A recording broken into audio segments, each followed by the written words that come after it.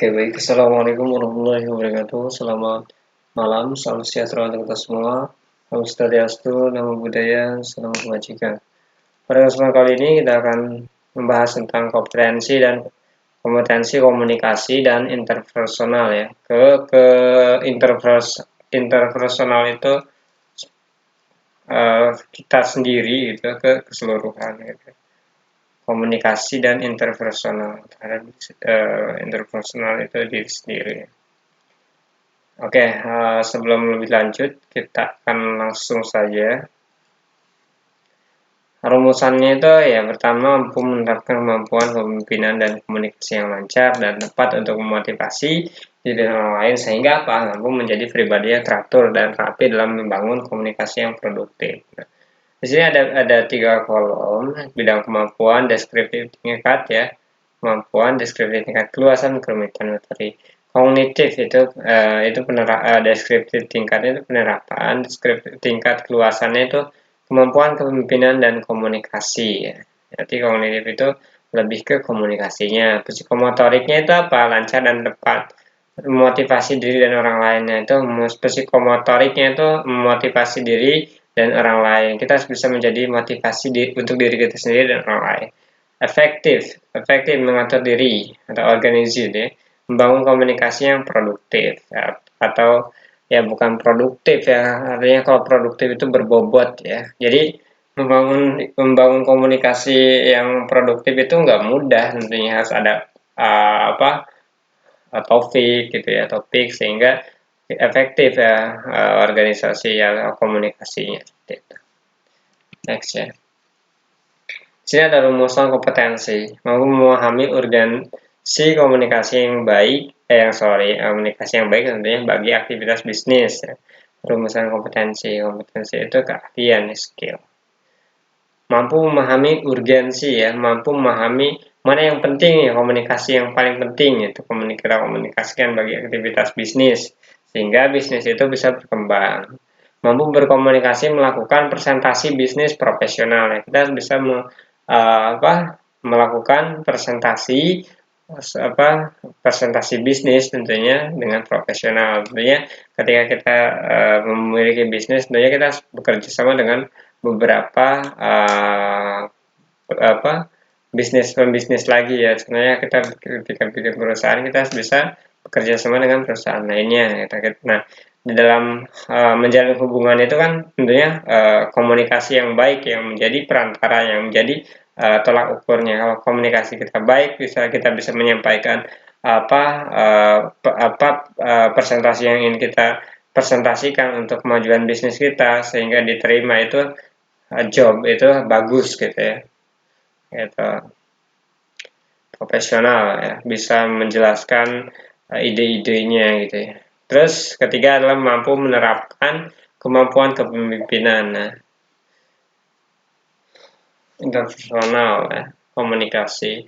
Jadi rumusan kompetensi itu adalah mampu menerapkan kemampuan kepemimpinan supaya bisa menerapkan kemampuan kepemimpinan. Ketika kita jadi pemimpin, kita bisa menerapkan kemampuan kita dengan komunikasi. Mampu menerapkan kemampuan memotivasi ya. Kita juga bisa memotivasi diri ya supaya kita lebih maju, lebih semangat. Oke, next ya. Nah, di bab 5 ini komunikasi dan interpersonal skill. Nah, kita harus mengetahui apa itu komunikasi.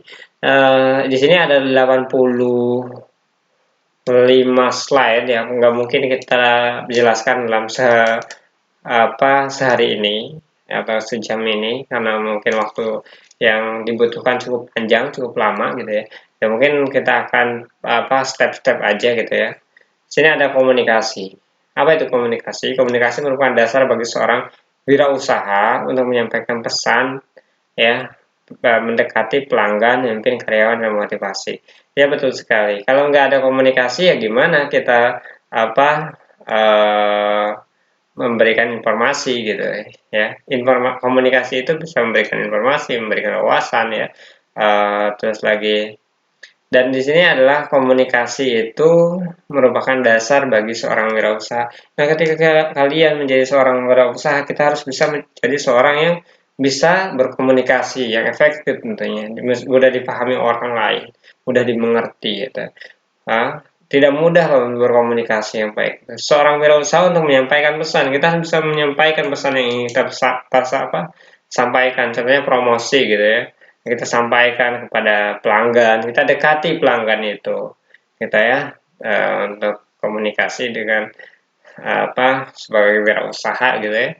Mendekati, kita dekati pelanggan. Kalau nggak bisa komunikasi, mendekatinya gimana gitu ya.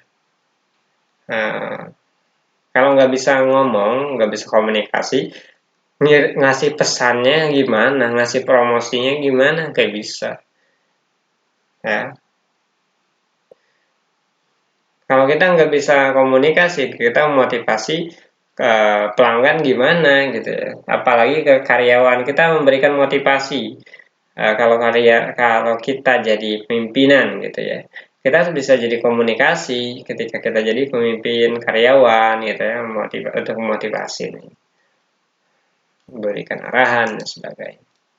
Seorang wirausaha sekalipun memiliki produk unggulan, konsep layanan prima, dan gagasan kreatif, ide-idenya bagus gitu ya.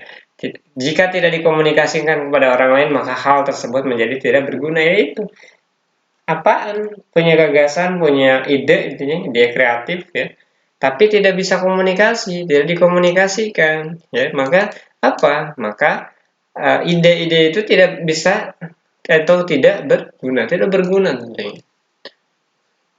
Ya, tentunya ketika jadi seorang wirausaha itu harus kreatif, dan juga kreatif itu kita juga harus bisa berbicara, komunikasi tentunya. Kalau nggak bisa komunikasi ya kita punya usul yang nggak bisa kita utarakan, kita sampaikan, nggak bisa kalau kita nggak bisa berkomunikasi. Next ya. Oke, pentingnya komunikasi adalah menjadi salah satu elemen terpenting dalam menjalankan kewirausahaan. Nah ini, komunikasi ini paling penting dalam menjalankan bisnis atau wirausaha. Kalau kita dagang, kita jualan hal yang kecil aja, nggak bisa komunikasi, kita nggak bisa nawarin produk kita, ya gimana? Siapa yang mau beli? Siapa yang mau tahu? Emang terus lagi kalau kita nggak promosi dengan cara komunikasi, siapa yang mau beli? Siapa yang mau tahu? Emang kita jualan sama jin apa yang nggak usah dikasih tahu dia akan tahu gitu ya? Kayak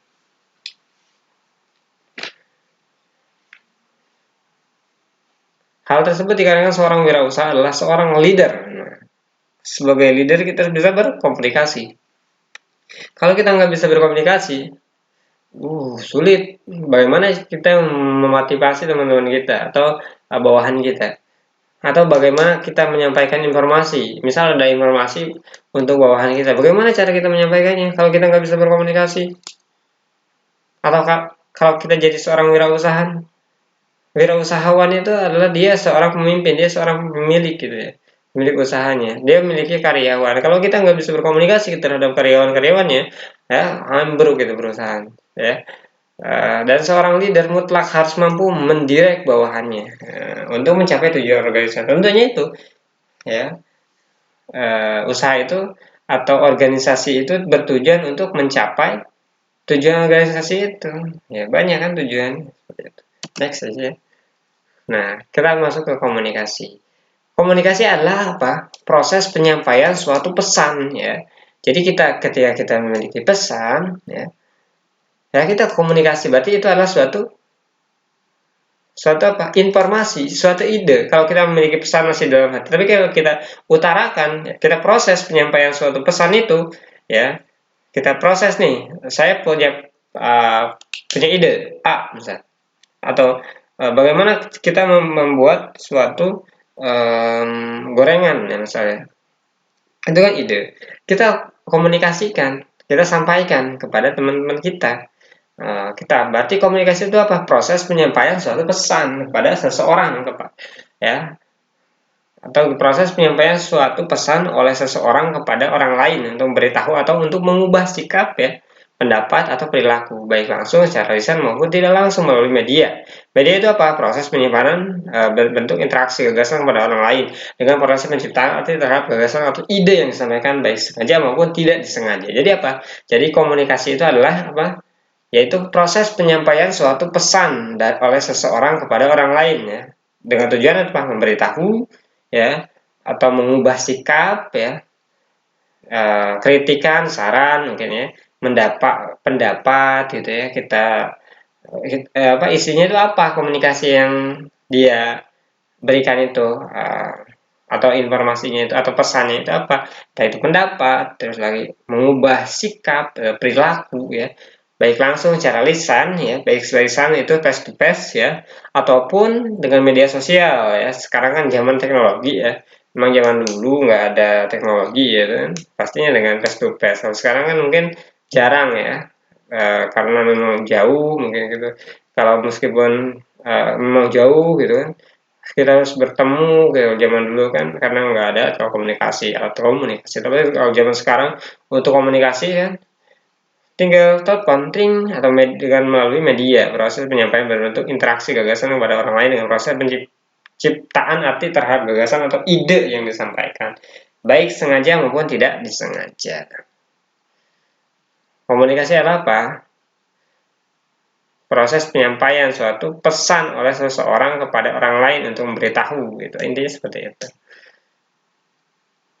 Untuk apa? Untuk mengubah atau untuk berpendapat, berperilaku baik langsung secara lisan. Nah, kalau melalui media massa, media proses penyampaian berbentuk interaksi gagasan, ide-ide kepada orang lain dan proses penciptaan arti terhadap gagasan atau ide yang disampaikan, baik sengaja maupun tidak dengan sengaja. Itu proses komunikasi juga. Proses komunikasi itu proses penyampaian bentuk interaksi ya. Kalau media melalui media itu ya. Oke, next. Pada prinsipnya, dapat disimpulkan bahwa komunikasi mengacu pada tindakan. Ya, betul, tindakan komunikasi. Komunikasi menurut kita itu, ketika kita nyentuh teman kita, terus dia noleh, itu sudah termasuk komunikasi. Cuma dia masih dalam arti komunikasi apa ya, tingkah laku gitu ya, gitu. Pada tindakan ya. Di sini ada bahwa komunikasi mengacu pada tindakan oleh satu orang atau lebih yang mengirim dan menerima pesan yang terdistori oleh gangguan atau noise ya.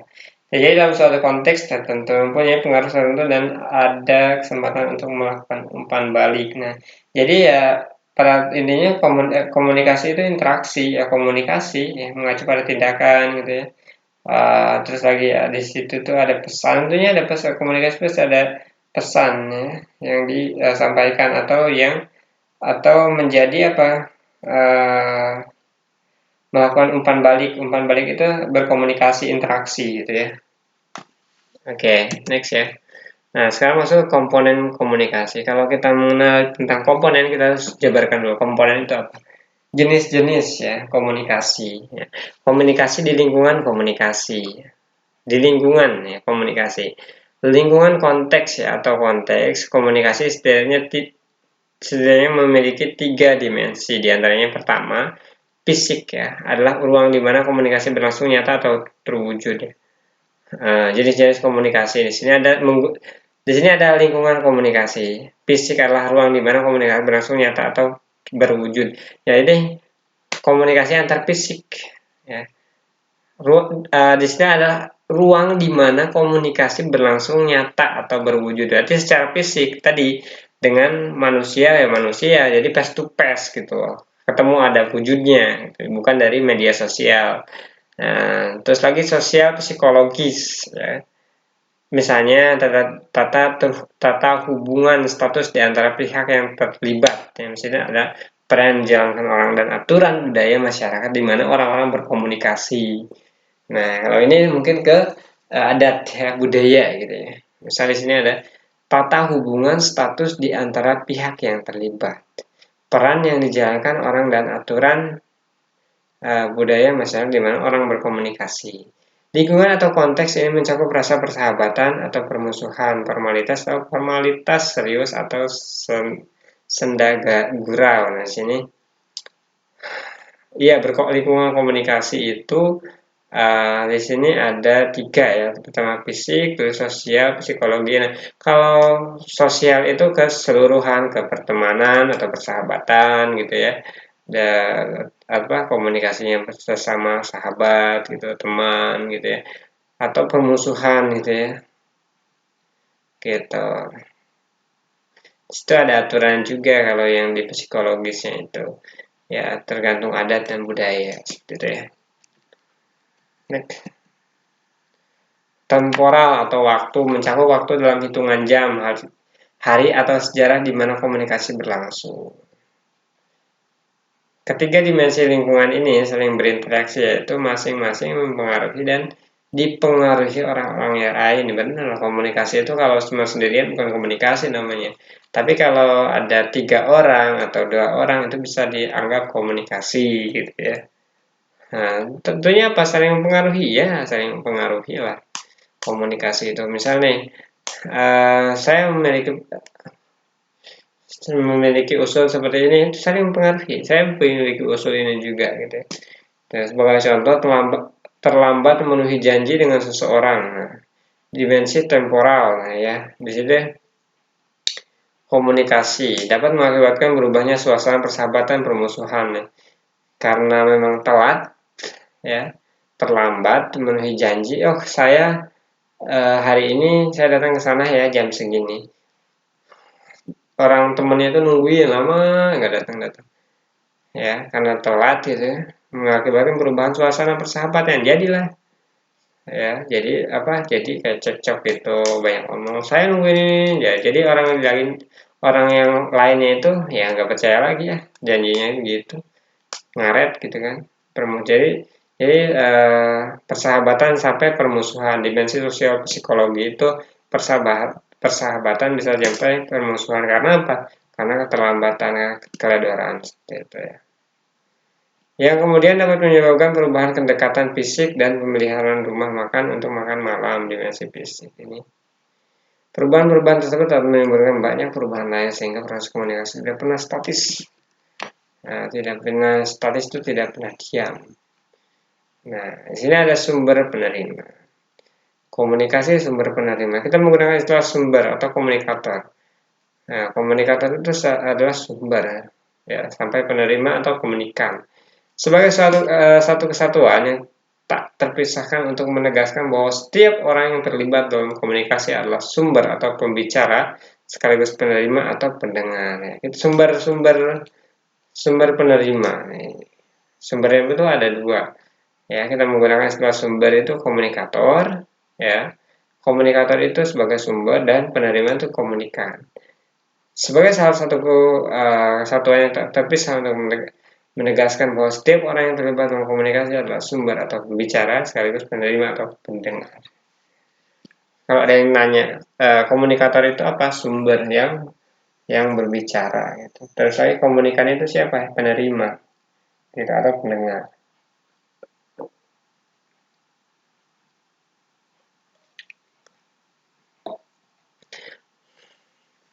Anda mengirim pesan ketika Anda berbicara, menulis atau memberikan isyarat tubuh. Itu udah termasuk ke interaksi, komunikasi.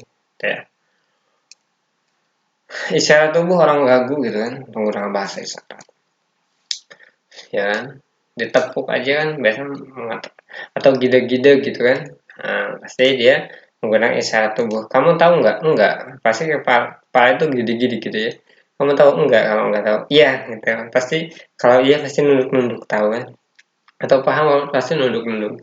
Paham tidak ya gede kan seperti itu. Mengirimkan ketika Anda berbicara, menulis, ya pesan itu bisa menggunakan tulisan dan ucapan secara langsung mengucapkan. Anda menerima pesan dengan mendengarkan, membaca, membaui, dan sebagainya. Ya, menerima pesan itu pasti bisa didengarkan dan dibaca. Tetapi ketika Anda mengirim pesan, Anda juga menerima pesannya. Iya, ketika saya menerima atau saya mengirim pesan, pasti saya akan mendapatkan pesan balik. Nah, itu ya, jawaban namanya. Anda menerima pesan Anda sendiri, mendengar diri sendiri, merasakan gerakan sendiri, dan melihat banyak secara tubuh sendiri. Setelah menerima pesanan dari orang lain, serta secara visual, melalui pendengaran, atau bahkan melalui rabaan dan penciuman.